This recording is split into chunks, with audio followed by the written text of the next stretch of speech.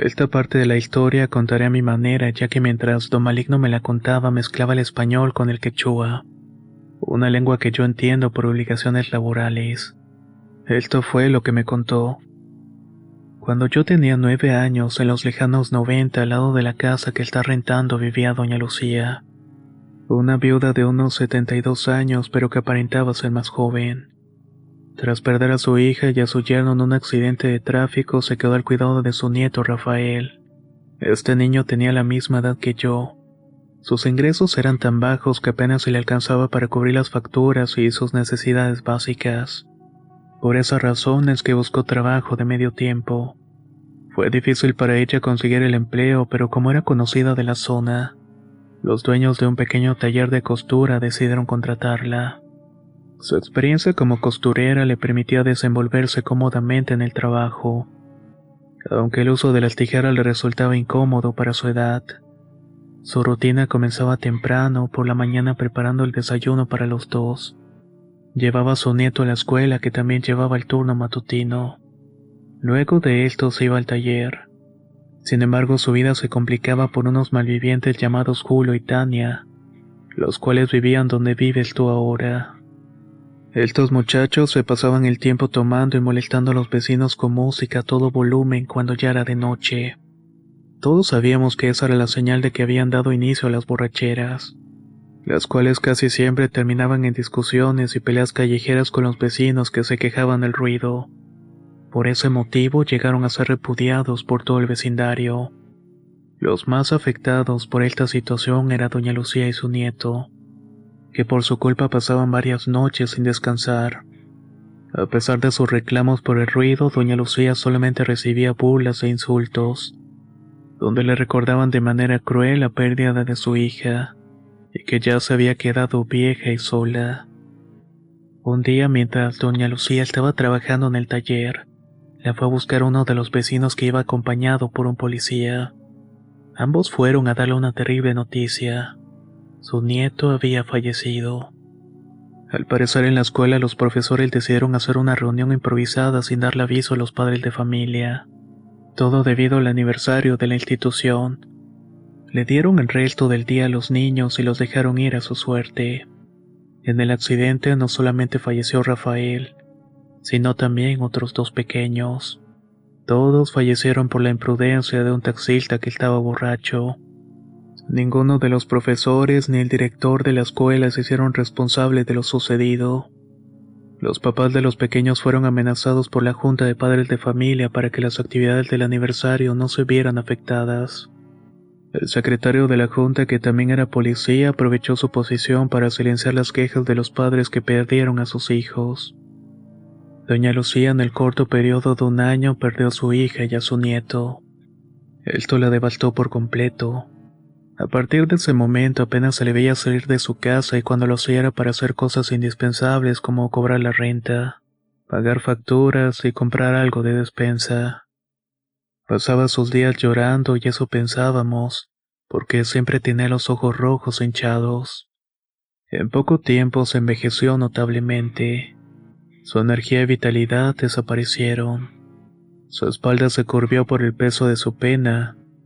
Las arrugas de su cara se hicieron más profundas, reflejando el dolor que sentía tanto física como emocionalmente.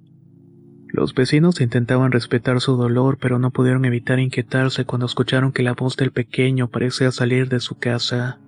No era la voz de un niño triste, sino de un niño feliz. Eran las risas y los gritos típicos de un niño que estaba jugando, pero curiosamente solo se escuchaba desde la medianoche. Con el tiempo, doña Lucía fue recuperando parte de su ánimo y comenzó a salir más a la calle. Los vecinos le hacían el comentario de la voz del niño, pero ella siempre contestó que no escuchaba nada de lo que decían. Para no causarle más dolor, todos dejaron de hablar del tema.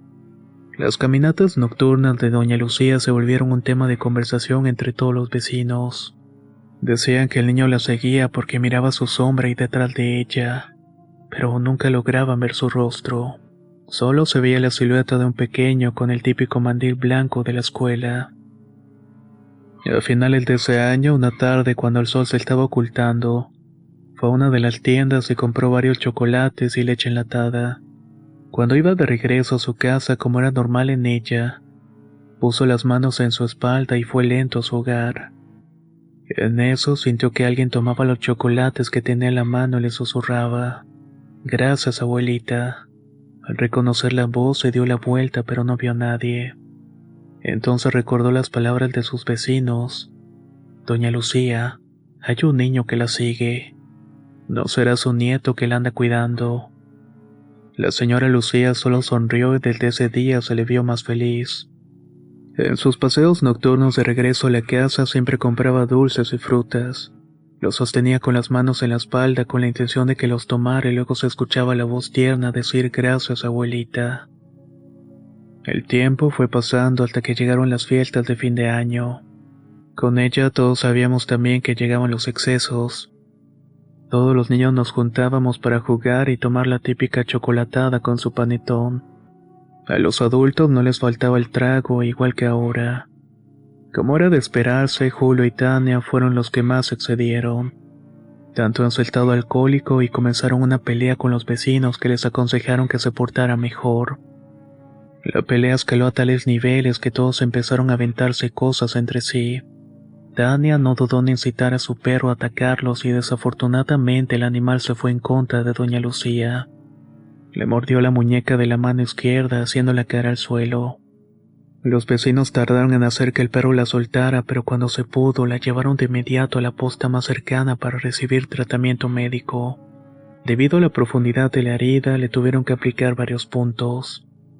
Todo ese desafortunado evento trajo como consecuencia que doña Lucía perdiera la movilidad de su mano.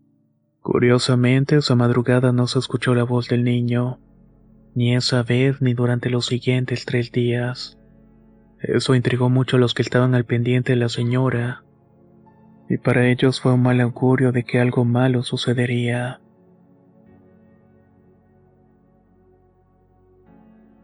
A las primeras horas del tercer día, el barrio amaneció conmocionado por una grotesca escena.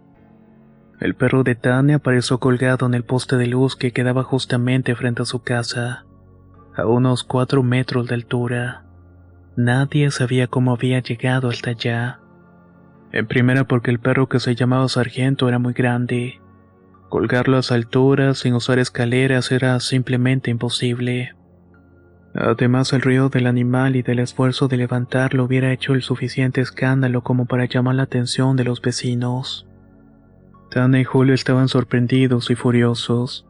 No dudaron en culpar a los vecinos de que eso era un acto de venganza. Tania, por su parte, no perdonó lo sucedido y cada que se embriagaba, salía a patear las puertas de todos los vecinos, retándolos a que hicieran de ella lo mismo que le hicieron a su querido perro. Con el paso de los días, la actitud de Julio dejó de ser arrogante y prepotente con los vecinos. Esto no fue porque madurara, sino más bien fue por miedo. Pensaba que el mensaje de la gente al colgar el perro fue muy claro: estaban hartos de ellos. Pero por otro lado, Tania era más violenta. Bebía más y se metía con todo el mundo, incluyendo los pequeños. A mí me llegó a perseguir un par de veces queriéndome quitar lo que mi mamá me mandaba a comprar a la tienda. Como Julio ya no soportaba su actitud, decidió irse por unos días a la casa de sus padres. Este cambio le regresó un poco de sensatez a Tania, pero las borracheras y la mala actitud no pararon. Sin embargo, todo cambió a mediados de febrero de ese año. Julio decidió terminar la relación con Tania diciéndole que había conocido a alguien más. La noticia fue devastadora para ella, que se entregó de lleno al alcohol. Aquí comenzó un nuevo tormento para los vecinos, que no solamente se enojaban por el volumen de la música, sino también por los berridos de Tania reclamándole a Julio por su abandono. Esta situación colmó la paciencia de los vecinos, que le pusieron un ultimátum. Si seguía con la actitud, la echarían del barrio de cualquier manera. Tania tomó esta decisión muy mal. Insultó a los vecinos y se peleó con varias señoras y sus hijas. En una ocasión, doña Lucía iba de regreso a su casa luego de un paseo y después de comprar sus dulces y frutas. En un instante fue interceptada por Tania y sus amigos, que estaban borrachos, y hasta tenemos la sospecha de que se había metido otra cosa. Estos la insultaron y la ningunearon. Le quitaron su dinero y las cosas que llevaba en la bolsa. Todos los chocolates y frutas que eran para su nieto fueron arrebatados de sus manos. Mientras tanto ella miraba con impotencia lo que estaba pasando. Este sería el principio del final. Doña Lucía tuvo un ataque de nervios, lo cual la llevó a encerrarse en su casa por varios días. Tal como ocurrió la vez pasada, la voz del alegre niño dejó de escucharse durante otros 3 días. Al amanecer del tercer día, el gato de Tania, su nueva mascota, desapareció. Incluso llegó a tragarse su orgullo para preguntar por el animal a los vecinos. Pero nadie dio razones de este. Una vez más, Tania cayó en desesperación. Las cosas en su casa cambiaron drásticamente y encontraba sus cosas donde no las había dejado. Escuchaba ruidos extraños y susurros que la acosaban. No solamente a ella, sino también pasaba con sus amigos. Una semana después de la desaparición del gato, mientras Tania hacía la limpieza de su casa, detectó un fuerte olor a podrido entre las macetas. Al revisar encontró algo que la llenó de horror. Era la pata de su gato. No había duda de que se trataba de su mascota perdida. La pata del gato estaba en estado de descomposición avanzado, pero aún se podía reconocer. Esto la llevó a una búsqueda frenética por toda la casa y así se confirmaron sus temores. Fue encontrando parte por parte del cuerpo del gato. Lo más asqueroso es que encontraron la cabeza del animal dentro del depósito de agua. Tania le atribuía el mal sabor y el olor a la resaca a los estupefacientes. A partir de ahí los eventos paranormales comenzaron a manifestarse. Ya no solamente eran ruidos o pesadillas para Tania, sino que las puertas se abrían solas. Los objetos cambiaron de lugar sin que nadie los tocara. Todo esto terminó por llevar a Tania a la locura. Su actitud fue completamente otra. Dejó de salir de su casa por el día y en las noches algunos decían que la veían salir corriendo, como si intentara escapar de algo o de alguien. Pero siempre terminaba regresando porque ese era el único lugar que tenía para vivir. A los 2 meses, Tania ya era un cadáver viviente. Su piel se había demacrado y sus ojos estaban rojos. Su aliento era repulsivo. Ya no tenía manera de mantenerse porque Julio era el que aportaba dinero del sustento. Tenía el alquiler atrasado y tampoco pagó el agua o la luz. Doña Amanda, igual que tú, fue quien le rentó lugar. Si bien podía soportar los reclamos de los vecinos, no iba a aguantar que no le pagaran la renta. Por eso le avisó que si no pagaba le iba a poner de patitas en la calle. Varios días después de la visita de la señora en plena madrugada, Tania salió de su casa. Iba vestida con su ropa de dormir y descalza. Al día siguiente, la dueña de la casa llegó con sus hijos para recibir el pago o desalojarla.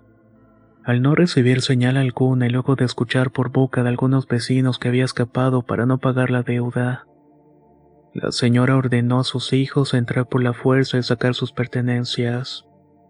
Los jóvenes cumplieron su tarea y la señora entró.